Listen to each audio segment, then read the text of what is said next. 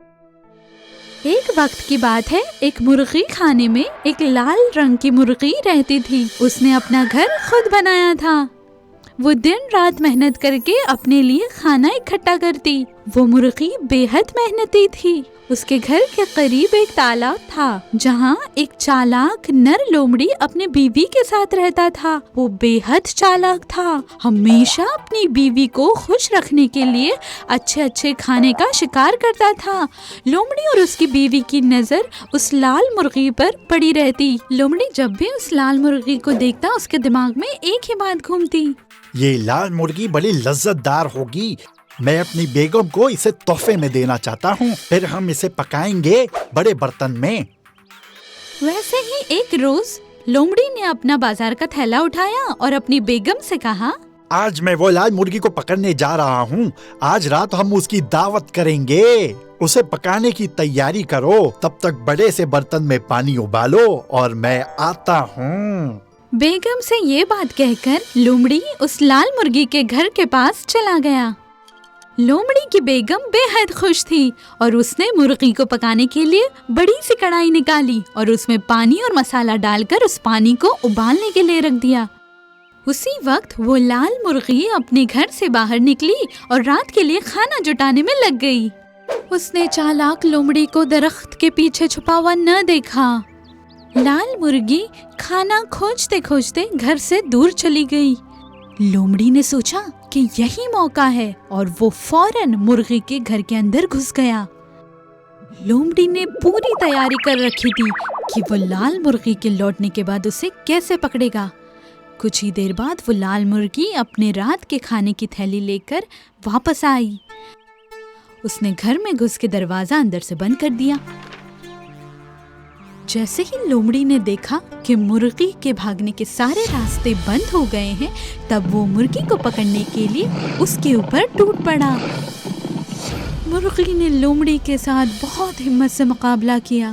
مرغی نے جھٹ سے اپنی تھیلی نیچے چھوڑی اور وہ اڑ کر ایک کاٹ کے اوپر جا کر بیٹھ گئی۔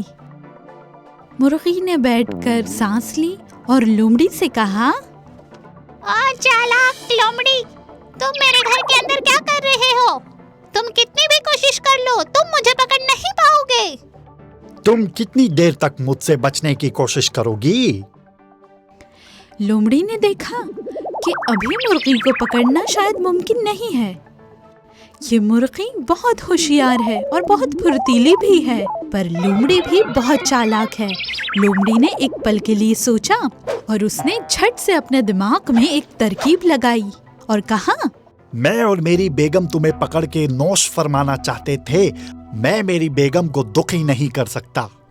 مرغی جہاں اوپر کھڑی تھی اسی کے سامنے نیچے جا کر وہ لومڑی کھڑا ہو گیا اور وہ گول گول وہیں گھومنے لگا۔ وہ اپنی پونچھ کو پکڑنے کی کوشش کر رہا تھا۔ مرغی سب کچھ اوپر سے دیکھ رہی تھی اور وہ سوچنے لگی، ایسے تو لومڑی اور تھک جائے گا۔ لومڑی اور تیز اپنی دم کو پکڑنے کے لیے گول گول گھومنے لگا۔ مرغی دھیان سے اس لومڑی کی حرکتیں دیکھ رہی تھی، لیکن وہ سمجھ نہیں پا رہی تھی کہ لومڑی آخر کر کیا رہا ہے۔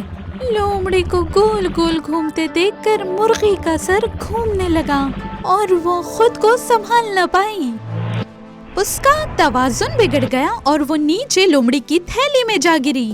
لومڑی نے تھیلے کو اپنے کاندھے پہ اٹھایا اور وہ تالاب کی طرف روانہ ہوا۔ لومڑی بہت خوش ہو گیا۔ اس نے سوچا مرغی کتنی لذیذ ہوگی۔ لومڑی آہستہ آہستہ تالاب کی اور بڑھ رہا تھا کیونکہ مرغی کو پکڑنے میں وہ بہت تھک چکا تھا۔ اس کی حالت خراب ہو چکی تھی، وہ ایک بھی قدم آگے نہیں بڑھا رہا تھا۔ پھر اس نے سوچا، لگتا ہے رات ہونے میں کافی وقت ہے، میں تھوڑا آرام فرماتا ہوں۔ لومڑی نے تھیلے کو ایک بڑے سے پتھر کے پاس رکھ دیا اور وہ پتھر پر جا کر سو گیا۔ بہت جلد اسے نیند آ گئی۔ لال مرغی نے اپنا دماغ لگایا اور وہ تھیلے سے فوراً باہر آ گئی۔ باہر آ کر اسے لومڑی کو سوتے ہوئے پایا اور وہ حیرت زدہ ہو گئی۔ لال مرغی بے حد ہمت والی تھی۔ اس نے ہمت جٹا کر بڑے بڑے پتھر اس تھیلے سے باندھ دیے اور فوراً سے بیشتر وہ اپنے گھر چلی گئی۔ لومڑی کی نیند ٹوٹی۔ وہ اڑ گیا لیکن اسے کچھ خبر نہ تھی۔ اس نے تھیلے کو اپنے کاندھے پہ اٹھایا اور تالاب کی جانب چل پڑا۔ لومڑی کی بیوی نے اسے دیکھا اور کہا، تو تم لال مرغی کو لے آئے؟ بالکل، کیا پانی گرم ہو گیا؟